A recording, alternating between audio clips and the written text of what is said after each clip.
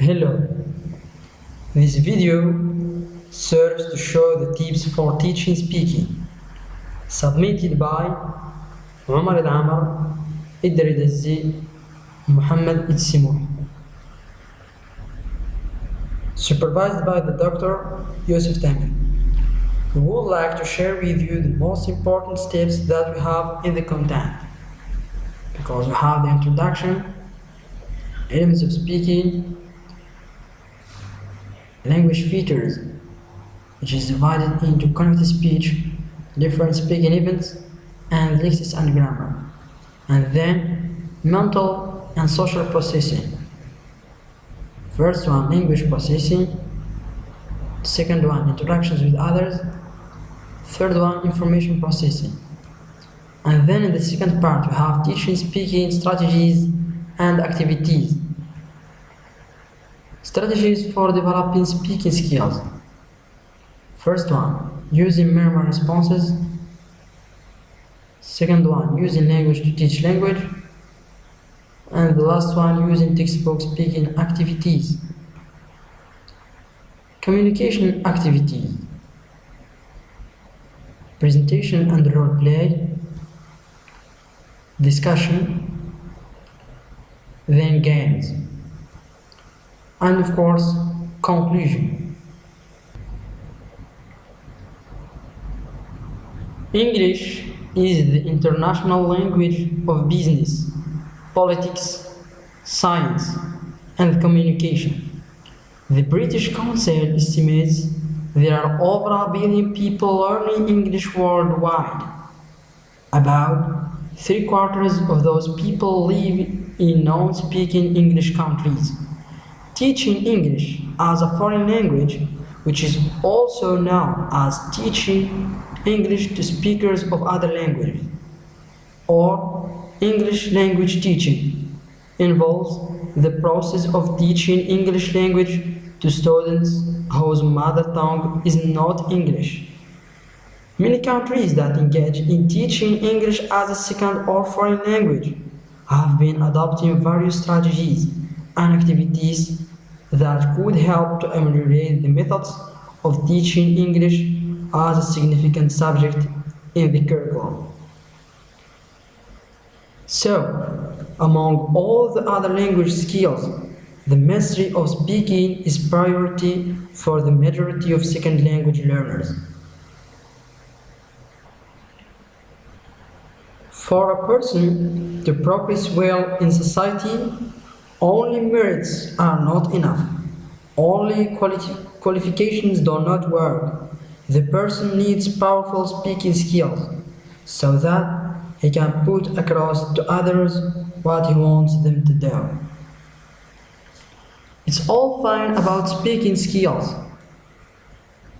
but the question is how to improve these skills, because the effective skill that humans use to interact with one another as a social being, and the goal of a speaking class should not be only to encourage the process of learning speaking skills, but also to foster real communication in and out of the classroom.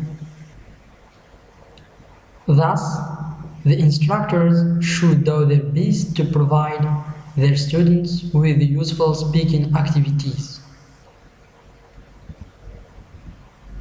In this video, we intend to show the most significant issues in the area of teaching speaking. The first one, we are going to shed the light on the basic elements of speaking, and then introduce you some of the effective activities and strategies that function as tools to achieve fluency while speaking. Elements of speaking. The elements of speaking include two main parts that serve knowledge of language features and mental social processing. Language features. The elements that are quite important in spoken production are the following. Connected speech. Connected speech is the whole change that occurs when sounds get close or slide to each other. That is to say, when teaching speaking, the instructors are really going to teach construct words and phrases with individual sounds, because the effective speakers of English produce not only individual phonemes, as in saying I would have gone, but also fluent connected speech, as in I'd have gone. The student should know this by trying to say like this phrase with individual sounds, even if it requires a lot of time for instructors to show and convey its use to them. In connected speech, sounds are modified, that is to say, assimilation and omitted, or elision and linking sounds. Assimilation. In this, the sound at the end of one word changes to be more like the sound at the beginning of the next. Thus, the N at the end of green becomes an M when placed next a word starting with P. Example, green P. And also changes to N when placed immediately before K. Example, pancake. An elision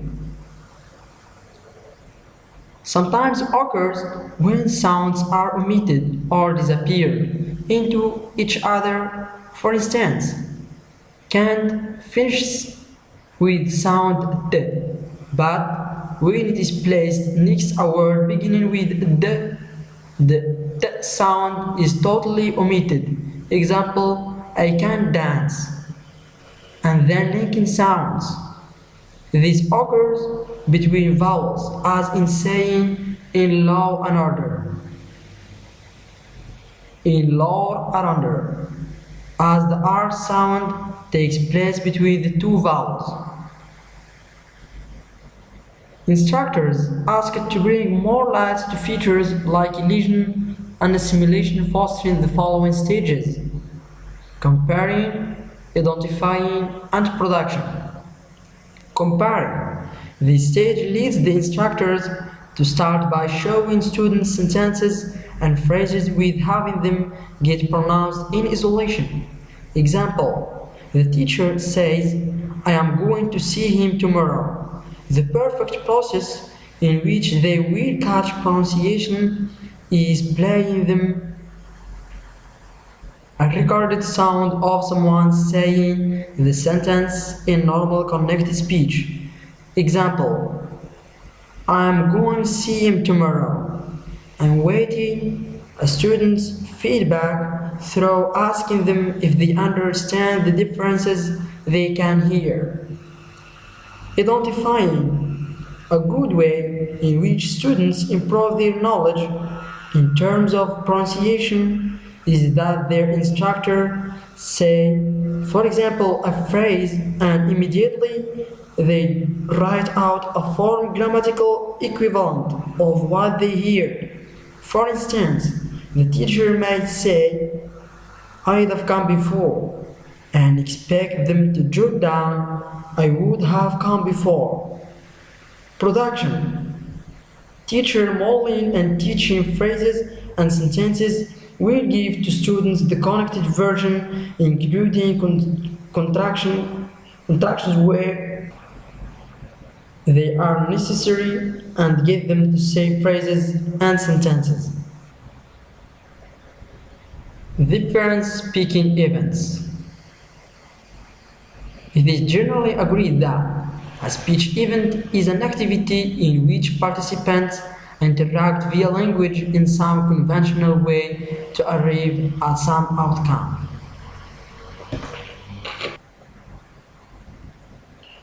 Thornbury classifies speaking events according to purpose, participation, and planning. Purpose. We have interpersonal purpose and transactional purpose. Interpersonal purpose serves to establish and maintain social relations. and transactional purpose focuses on the exchange of information and facilitates the exchange of goods and services. Participation.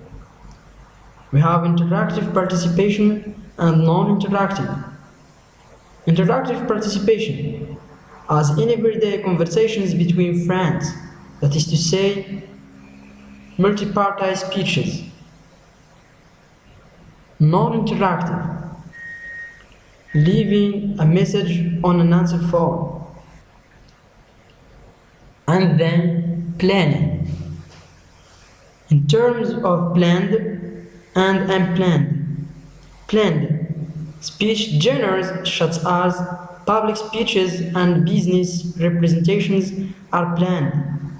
This is to say that their linguistic features will resemble features of written language. Unplanned, on the other hand, conversations that take place spontaneously when bump into someone on the street or a phone conversation are normally not planned in advance. The third part, lexis and grammar. The shift from grammar to lexis is a change in the attitude of linguists. In the past, linguists were preoccupied with the grammar of language. Now, linguistics have pushed lexis to the forefront in the need of spontaneous speech for different functions such as agreeing or disagreeing, asking for advice or giving advice and the like. Therefore, teachers should supply a variety of phrases and expressions for different functions as in the following. Asking for, giving and responding to advice. The student may ask for advice. He may say, "What do you think I should do?" And "What do you suggest?" Or "What's your advice for?" When he intends to give an advice, he may say, "I think you should," or maybe, "It's a good idea not to," or "Why don't you?" and "If I were you, I would." In terms of responding to advice, he can say, "That's a good idea, thanks," or "Thank you for your advice, but I really..." This is in terms of asking and giving and responding to advice. Expressing lack of understanding, interrupting and asking for clarification. When we are talking about expressing lack of understanding, we may say, "Could you say that again?" or "Repeat it please." "I beg your pardon. Am I not quite sure I follow you?" Interrupting. "Excuse me," or "Sorry, but," and "Excuse me for interrupting." When we intend asking for clarification, we may say, "What do you mean by?" or "Could you clarify that please?" and "Could you be more explicit?" When we are talking about making and responding to complaints about behavior. In terms of complaining, we may say, "Sorry to say it, but," or "Enough is enough," and "I am not satisfied with the way you," and "I have been patient long enough, but." When we intend apologizing, we can say, "I do apologize," or "Sorry about that." In terms of accepting and responding to apologize, we can say, "It's okay," or "Never mind," "It's not important," or don't worry about it. Rejecting a complaint. We can say, well, I am afraid. There is nothing we can do about it actually. And I am afraid. There isn't much we can do about it. After asking for and giving opinion. In terms of asking for opinion, everyone may say, what's your opinion about? Or what's your view about? How do you feel about? When we intend giving an opinion, we may mention, well, if you ask me, or in my point of view, or as far as I'm concerned, I think.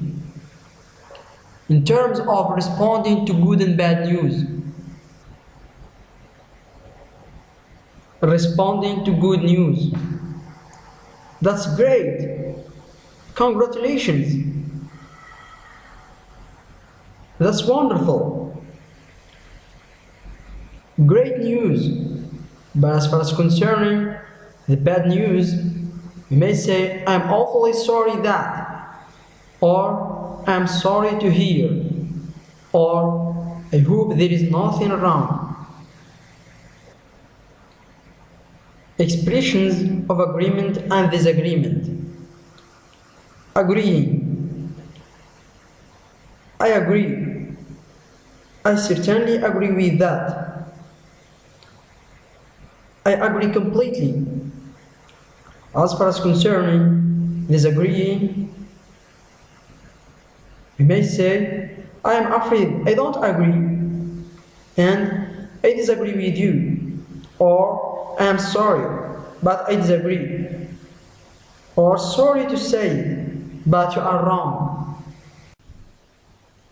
Mental and social processing. Here we'll talk about what is involved in speaking, emphasizing the point of speech production, since speaking is so much a part of daily life that we take it for granted. The title obviously implies two kinds of processing: mental processing and social processing. Speaking about the former, we'll try to get inside the head of a language speaker to discover what exactly happens when thoughts become utterances, while in the latter we'll include sociocultural knowledge, that is, knowledge that affects speaking, such as topic, cultural knowledge, context, familiarities with other speakers, and turn-taking. Before going any further, one may inquire, why do we need to know about speaking processes? This obvious yet fundamental question has to do with the purposes behind tackling such issue. In fact, this question offers a guideline for this study to have an end. Generally speaking, there are two main reasons for studying mental and social processing. The first one is to offer a key to the understanding of the way things are and why they are that way, meaning to satisfy human curiosity to know more about this daily life activity. This would bring about development in our understanding of this era and leads in turn to human prosperity. The second purpose is to provide teachers with studies so that they may better comprehend forces that influence their profession. A teacher is responsible for new waves of students each year in his classroom. The more he knows about social and mental processing developments of students, the more he can understand at what level it is appropriate to teach them. Now, let's go back in history to enlarge our minds concerning the background of mental and social processing. Several historical markers can be identified approximately. The computer revolution of 1940s, leading turn to a cognitive revolution in psychology during 1950s and 1960s. The focus was upon information processing, leading to an interest in internal and mental processes. rather than just the overt behavior that had been dominated during the preceding 50 years. For social processing, sociologists agree that the advent of the internet has allowed people to be in contact with others whom they would not be able to meet under different circumstances due to geographical distance or status. Besides, the social information processing theory is one of the models that have been developed to explain the nature of this interaction. According to this theory, people are motivated regardless of the medium they use. Also, it contrasts other models that suggest computer-mediated communication. Language processing. Language processing involves the retrieval of words and phrases from memory and their assembly to syntactically and propositional sequences. It consists at least of 3 stages: conceptualization, formulation, and articulation. Conceptualization is the generating and the encoding of intentions into a coherent plan, in addition to monitoring what is about to be said and what has been said. Formulation. In this stage, the speaker must convert the message into a linguistic form. It also involves lexicalization and syntactic planning. Articulation. In this stage, speakers must plan motor movement needed to convey the message. Language primarily processed in the left hemisphere of the brain. The two main language processing centers, Wernicke's area and Broca's area, both situated on the left hemisphere of the brain. Wernicke's area plays a crucial role in comprehension and selection of words when producing a sentence, whereas Broca's area is responsible for articulation of words and the control of grammatical language use. Wernicke's area and Broca's area are connected by arcuate fasciculus. These are a bundle of nerve fibers which allow the Wernicke's area and Broca's area that they connect to share information, and without them, we would not be able to look up words in a mental lexicon via Wernicke's area and then say them via Broca's area. It's all fine about language processing, but the challenge is how to include it in teaching speaking curriculum. Engaging in TEFL courses teaching, instructors are required to create the environment in which language processing is likely to be achieved. Here, speaking activities are very useful, and as Jeremy Harmon states, one of the main reasons for including speaking activities in language lessons is to develop students' habit of rapid language processing in English. Contributed to this idea is that successive practice helps to increasingly automate knowledge, and the only significance we can claim to practice is making, if not perfect, at least fluent. So far, we have been describing what speakers do as if they were speaking in a kind of vacuum. But of course, most speaking takes the form of face-to-face dialogue and therefore involves interaction. Even in monologic speaking, such as lectures, political speeches, and stand-up comedy, most speakers adjust their delivery to take into account the response of their audience. Interaction has its own characteristics within people's similar culture and linguistic backgrounds. Certain conventions should be taken into consideration. Among these, we suggest the following areas of rules. Social rules. This rule is about social values and norms of behavior in a given society, including the way these values and norms are realized through language. Sociocultural rules can be both linguistic and extra-linguistic. Knowing whether people in a given culture shake hands on meeting or embrace or bow is extra-linguistic. Knowing what they say when greeting each other is clearly linguistic. Turn taking. A turn is the duration of one speaker's contribution to the talk before yielding to or being interrupted by other speaker. This rule implies that no two speakers should be speaking at once, at least not for any sustained period of time. The scale by which this rule is observed including recognizing the appropriate moment to get a turn, signaling the fact that you want to speak, holding the floor while you have your turn, yielding the turn. Interaction is a part in teaching and learning process, so teachers are asked to make learners aware of the importance of language use in maintaining good social relationships. Also, they are required to invent the activities in which interaction is taking place. Information processing.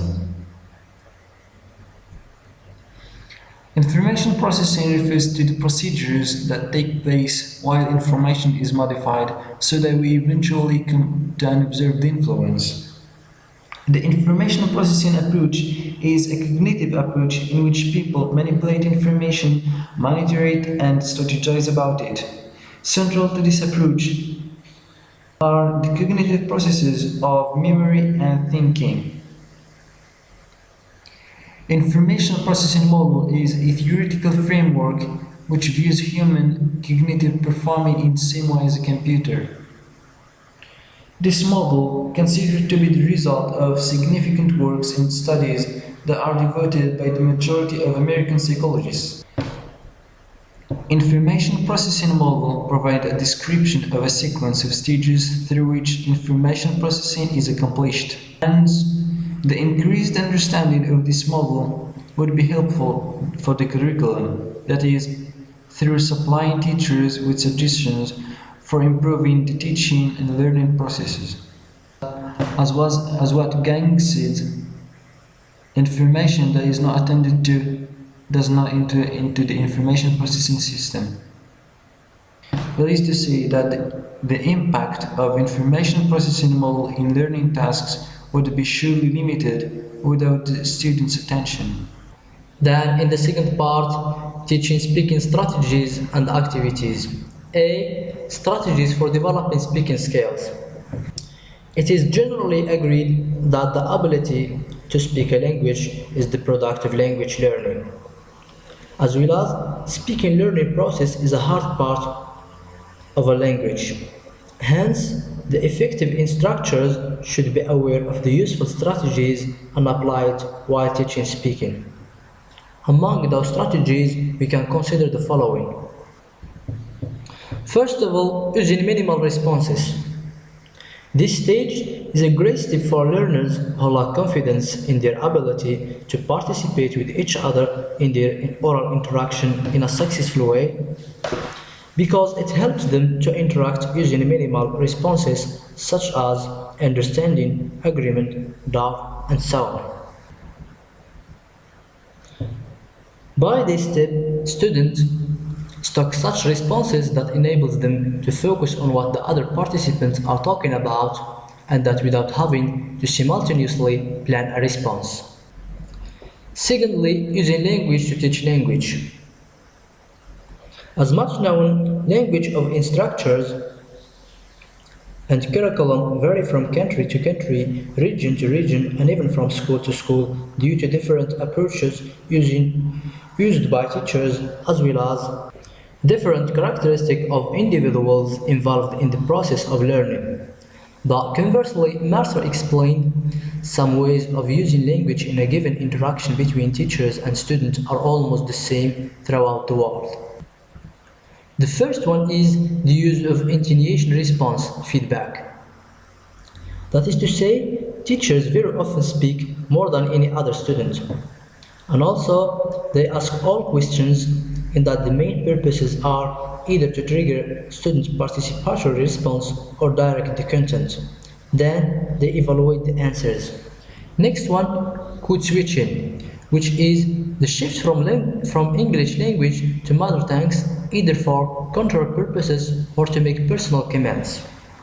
On one hand, those who support this strategy think that it is a sensible response to certain kind of teaching situations. On the other hand, researchers in bilingual code switching think that this strategy may prevent students from developing English language proficiency. Then, using textbook speaking activities. Standard textbook activities are widely used in teaching activities in general and speaking activities in particular. This method helps students to get involved in classroom activities, also helpful for beginning teachers because it gives them all plans and lessons that they need to cover in a topic in some details. But a good teacher should be aware that a standard book can have its weakness and students may face difficulties, and also he should provide some ways of overcoming those problems. That is, a textbook can be considered just as a tool, perhaps an important tool, but cannot be the only official background for a good teacher.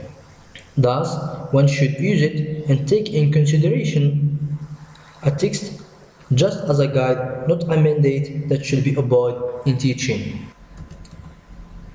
Then, communication activities. The communication activities regarded as the most convenient practice. In general, communicative tasks have two functions. The first one serves to prepare learners for real-life language use. The second helps to automate the language knowledge. First one, presentation and role play. A. Presentation is a prepared talk about a chosen topic delivered by a single student or a group in front of an audience.